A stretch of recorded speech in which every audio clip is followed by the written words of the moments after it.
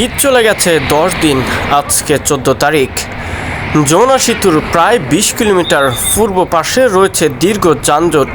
উত্তরবঙ্গমুখী যে সকল গাড়িগুলো রয়েছে, সকল গাড়ি যমুনা সেতু পূর্ব পাড়ের 20 কিলোমিটার এলাকা জুড়ে যানজটের কবলে পড়ে আছে।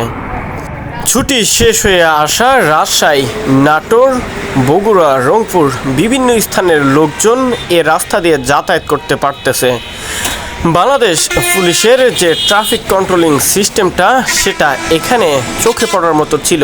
তারা তাদের নৈপুণ্যে যেভাবে গাড়িগুলো নিয়ন্ত্রণ করতেছিল, উত্তরবঙ্গ এবং পশ্চিমবঙ্গ থেকে যে সকল গাড়িগুলো আসতেছিল, সকল গাড়ি এক লেন দিয়ে পারাপার করার জন্য তাদের যে প্ল্যান ছিল, সেটাই যেন এবার কাজে লাগাতেছে।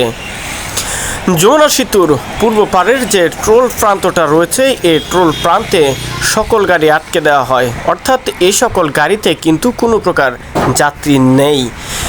অন্যদিকে বিভিন্ন স্থান থেকে ঢাকামুখী মানুষের যে ঢলটা ছিল, সেই ঢলের কারণেই এই সকল যানজটের একটা চিত্র দেখা যাচ্ছে যমুনা সেতুর পূর্ব পারে। 20 কিলোমিটার এলাকা জুড়ে এমন যানজট, যেন কিছু কিছু মানুষ রয়েছে এই গাড়িগুলোতেও, তাদেরও ভোগান্তির কোনো সীমা নেই।